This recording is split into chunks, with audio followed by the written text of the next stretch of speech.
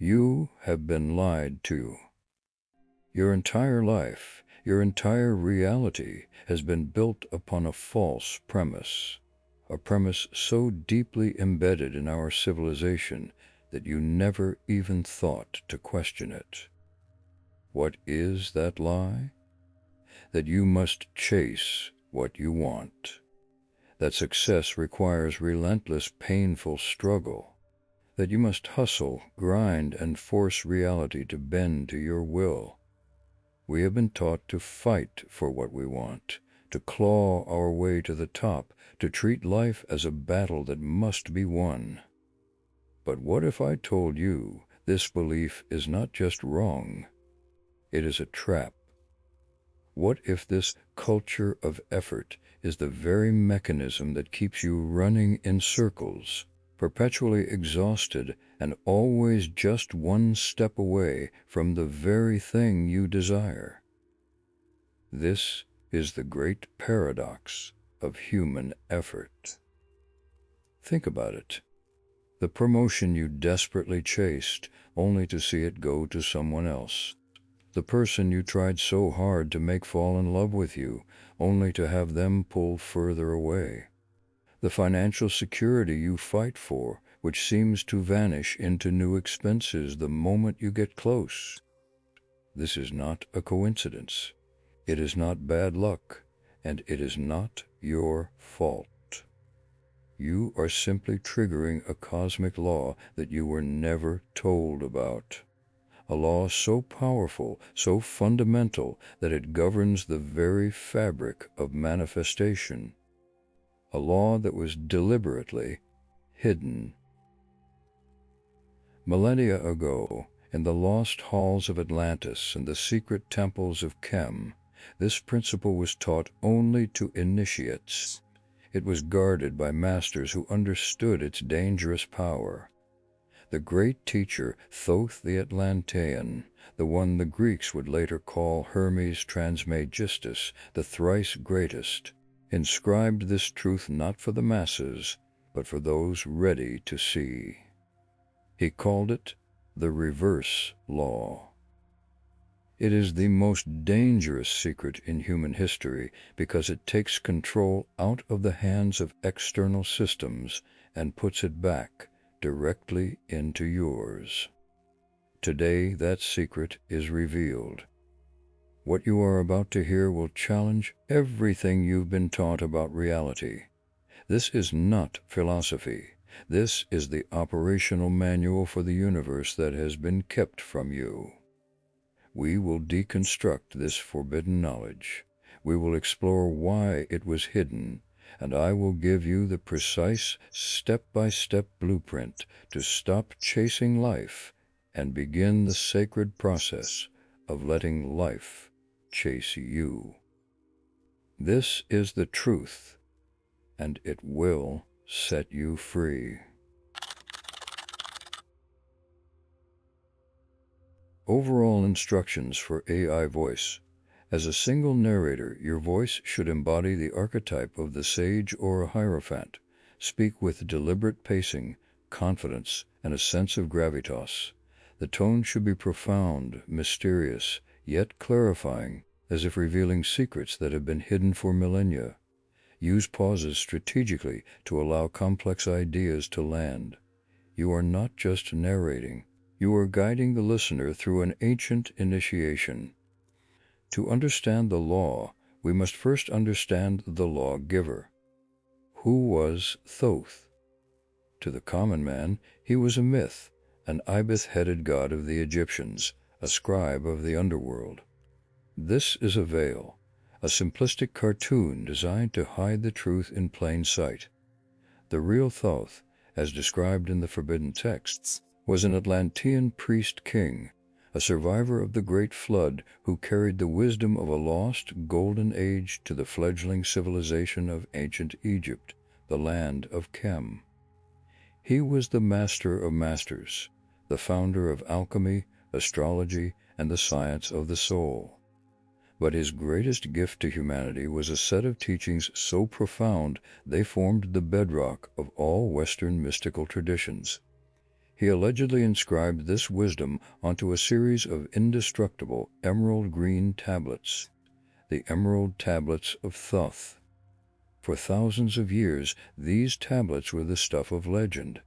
They were rumored to be hidden beneath the Great Pyramid, guarded by esoteric brotherhoods. Their contents were said to hold the keys to reality itself. In one of these tablets, Thoth inscribes the most famous and most misunderstood phrase in all of mysticism: "As above, so below. As within, so without." This is not a poetic metaphor. It is a precise schematic of creation. As above, so below means the macrocosm, the universe, and the microcosm, you, operate by the exact same laws. As within, so without is the key to the reverse law. It states unequivocally that your outer world, your health, your finances, your relationships, is nothing more than a perfect mirror of your inner world. Your outward is a reflection of your within. This brings us to the great secret why this knowledge was hidden. If your outward is a reflection of your within, then any attempt to change your outer world first is futile. It is like trying to change your reflection in a mirror by shouting at it, or trying to break the mirror. The reflection will not, cannot change until you, the source, changes first. Now ask yourself, what is our entire society based on?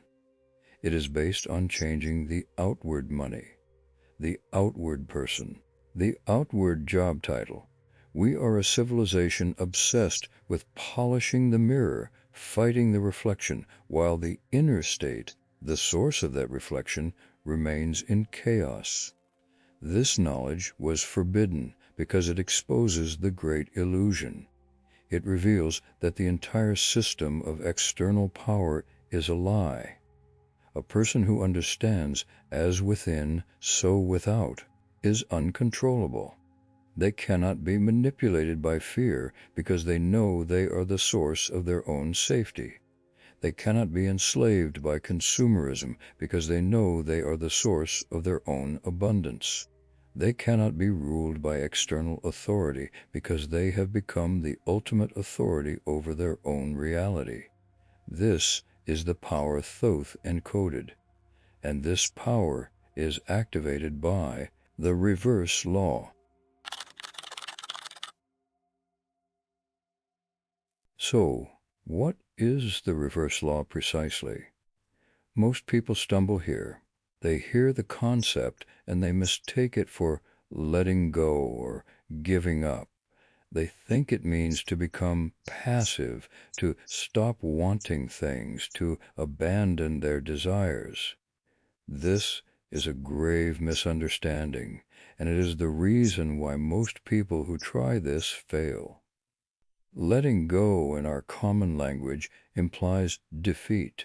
It implies apathy. The reverse law is the opposite of apathy. It is the highest form of conscious creative power. I call it conscious surrender. It is surrendering your desire. It is surrendering your resistance to that desire. It is not giving up on the goal. It is giving up the struggle, the anxiety, and the attachment to how that goal must manifest. Let's examine the cosmic physics of this. Why does chasing repel, and why does conscious surrender attract? It comes down to two other great Hermetic principles that Thoth taught. The first is the law of vibration. This law states that nothing rests, everything moves, everything vibrates. You are not a physical body. You are a field of energy, a complex pattern of vibrations, and you are constantly broadcasting these vibrations into the quantum field like a radio tower. Here is the secret. You do not attract what you want. You do not attract what you say. You attract a perfect match for what you are vibrating. And what is chasing? What is the feeling of chasing something? It is anxiety. It is stress. It is the feeling of, I don't have this. It is the pain of absence. When you are desperately chasing money, you are not vibrating abundance. You are vibrating loud and clear, I am in lack. When you are desperately chasing love, you are not vibrating wholeness, you are vibrating I am alone and incomplete. The universe, which is an impartial mirror, does not judge you. It simply receives your broadcast of lack or alone, and following the law of vibration, it gives you exactly what you are. It matches your vibration by giving you more experiences of lack and more experiences of being alone. Your effort is actually sabotaging you. Your desperate wanting is pushing the very thing you desire away. This leads to the second, even more subtle principle, the law of polarity.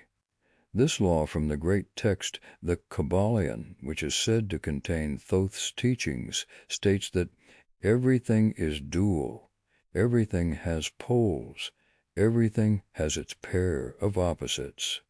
Hot and cold are not two different things. They are two poles of the same thing, temperature. Love and hate are not two different things. They are two poles of the same spectrum of human emotion. Now apply this to your goal.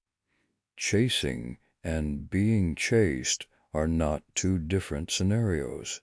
They are the two opposite poles of the same energetic dynamic. When you push all of your energy onto the chasing pole with your effort, your worry, your obsession, you are, by cosmic law, supercharging the opposite pole. The harder you chase, the faster your desire must flee in order to maintain the balance of the poles. It is like trying to catch a shadow. The faster you run toward it, the faster it moves away. The only way to catch the shadow is to stop running and turn toward the light. This is the reverse law. When you stop pushing on the chasing pole, the entire dynamic collapses. You take the energy out of the chase. You stand still, and in that moment of conscious surrender, that moment of neutrality, the universe finally has permission to deliver what you've asked for.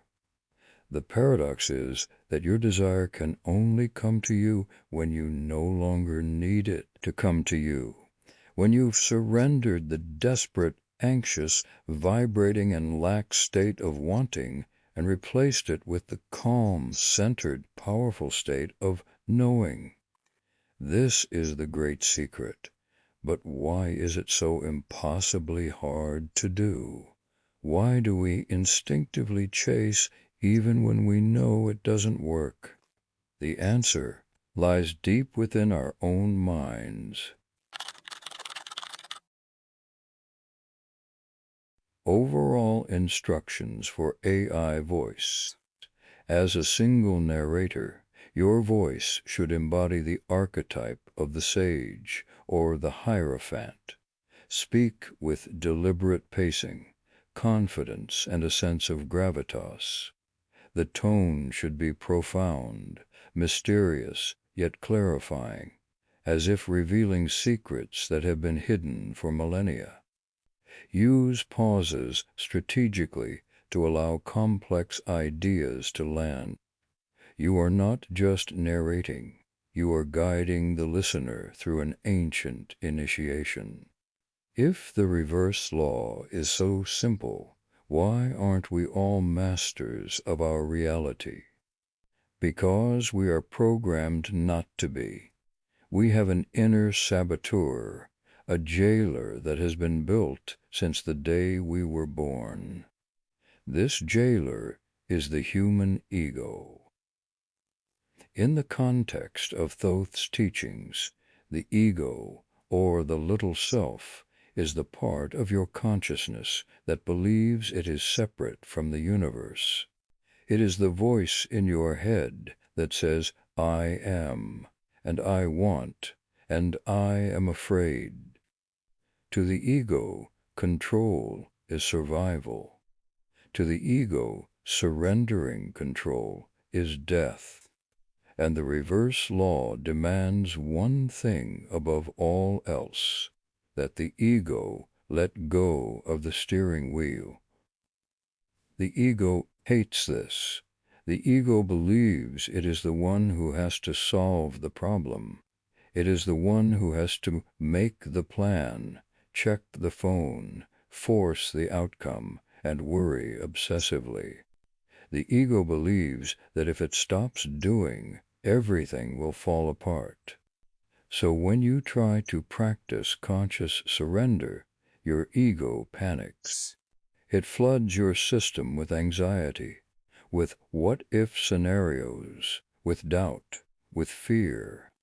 It screams at you, this is stupid, you have to do something, you're going to lose everything. This is the first layer of resistance, your own mind fighting itself to the death.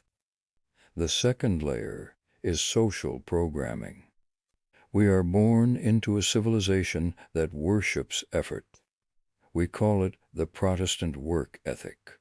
We are told no pain, no gain. Our heroes are the billionaires who hustle 24/7 and sleep when they're dead. This hustle culture is the most brilliant form of mass enslavement ever devised. It is the glorification of using the reverse law incorrectly. It teaches you to pour all your energy into the chasing pole. It celebrates burnout as a badge of honor. It convinces you that your value as a human being is directly tied to your level of struggle. Why? Because a population that is exhausted, anxious, and perpetually in a state of chasing is a population that is easy to control. They are perfect consumers, always seeking the next external thing to make them whole. The third layer is the most subtle and the most terrifying, the fear of the void. There is a moment, a terrifying, silent gap between the instant you let go of control and the moment your desire manifests. This gap is the void. The Hermetic texts call it the silent stillness, the divine dark. It is the moment of pure, absolute trust. It is the moment where your ego has been silenced and you are simply waiting, with no guarantee, no proof, no external validation. 99% of people cannot handle this moment. The void feels like nothing is happening, and to the ego, nothing happening is failure. So, just before the miracle, just as the universe is lining up the synchronicities to deliver your desire, the ego panics. It cannot stand the silence. It says, this isn't working, and it grabs the controls back. It makes the desperate phone call. It sends the angry text. It reverts to the old pattern of obsessive worry. It reactivates the chasing pole, and in that single instant it shatters the entire manifestation. The miracle was en route, but the person's own fear of the void pushed it away, proving their own limiting belief that it was never going to work. They were standing at the very door of their liberation, but could not bear the silence of the room. To master the reverse law, you must master this moment. You must learn to love the void. You must stand in the terrifying creative silence and know that your desire, is on its way.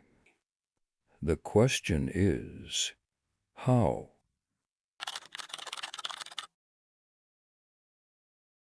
This is not a theory. It is a technology of the soul, a practical blueprint. We will now walk through the 5 sacred steps to apply the reverse law, to move from a life of chasing to a life of attracting. This is the art of conscious surrender. Step 1. The sacred imprint. You must first define what you want, but you must do this in a very specific way. You will not do this as a beggar, but as a creator. A beggar pleads for something they don't have. A creator impresses a reality that they have already chosen. Set aside a specific time. Go into silence. Close your eyes. Do not visualize wanting your desire. Do not visualize the process of getting it. You will visualize the end result, the feeling of having already received it. How would you feel right now if your desire was your physical reality? Would you feel relief, peace, gratitude, joy? Feel that emotion now. Amplify it. Let it saturate your entire being. This is not faking it. This is you as a creator calibrating your vibration to the reality you are choosing. You are creating the sacred imprint in the quantum field. You are planting the seed. And here is the key. You only have to do this once. You are placing an order with the universe. You don't need to call the restaurant every 5 minutes to make sure they got the order. Plant the seed. Feel the reality of its fulfillment. And then you move to step 2. Identify the chasing energy. This is the step of radical self-awareness. Now that you have planted the seed, your job is to become a vigilant guardian of your inner world. Your ego will immediately try to sabotage you. It will come to you with its favorite tools, worry, doubt, and the compulsion to act from fear. You must learn to recognize this chasing energy. What does it feel like? It feels like obsessively checking your phone, email, or bank account, needing to talk about your problem with everyone, frantically trying to figure out how it's going to happen, a tense, contracted feeling in your chest or stomach. This is the vibration of distrust. This is the ego trying to dig up the seed to see if it's growing. Your job is not to fight this energy. That is also resistance. Your job is simply to notice it, to see it, smile, and say, I see you, ego, but you are not in control. Step 3. The pivot from wanting to having. This is the most critical step of all. When you notice the chasing energy of fear, you must perform the pivot. The pivot is an internal shift, not an external one. You ask yourself this one powerful question. How would the version of me who already has this behave right now? How would the person who is already wealthy, loved, or healed be feeling in this exact moment? They would not be anxious. They would not be obsessively checking. They would not be desperate. They would be at peace. They would be calm. They would be confident. Your job in that instant is to drop the chasing energy and consciously adopt the feeling state of the having energy. Even if it's just for 30 seconds, you close your eyes, you take a deep breath, and you switch frequencies. You remember the feeling of peace and gratitude you generated in step 1. You are no longer wanting. You are having. You are not chasing. you are allowing. This single internal pivot is the engine of the reverse law. Step 4. Embrace neutrality, loving the void. This is how you master the fear of the void. As you move through your life, things will happen. The without will present you with circumstances. Some will seem good, and some will seem bad. Your job is to stop labeling them. Embrace neutrality. If a door slams in your face, the ego will call it failure. The master of the reverse law sees it clearly. This is not failure. This is the universe rerouting me. This path was not the highest path. The universe is closing this door to force me toward the open one I cannot yet see. This is true, unshakable trust. It is a profound understanding that everything that happens from this moment forward is part of the manifestation, even the things that look like setbacks. There is no such thing as a no. There is only yes, or not yet, or I have something even better for you. When you live in this state of neutrality, you become invincible. Nothing can shake you, because you know it is all conspiring in your favor. Step 5. The action of alignment. This is the final piece. The reverse law does not mean you sit on your couch and do nothing. You will still take action, but the quality of that action will change. You will no longer take desperate action, which is action born from fear, lack, and the need to force an outcome. Instead, you will wait, and you will take inspired action. Inspired action feels completely different. It is an idea that drops into your mind, seemingly from nowhere. It is a sudden urge to call someone, to go to a certain place, to start a new project. It feels light. It feels easy. It feels joyful. There is no struggle in it. When you are in the state of having, step 3, and neutrality, step 4, you become a clear channel.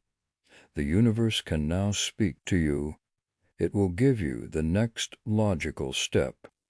Your only job is to act on that inspiration without hesitation.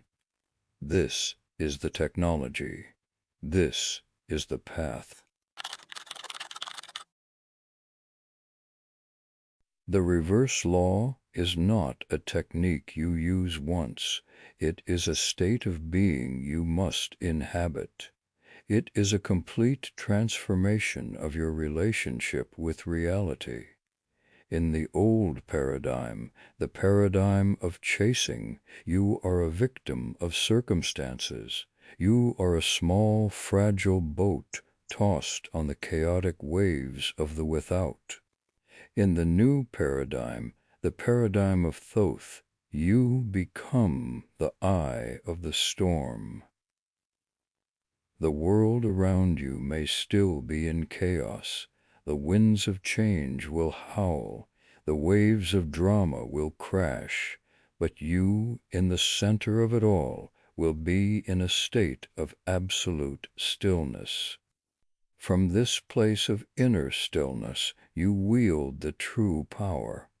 You do not need to shout.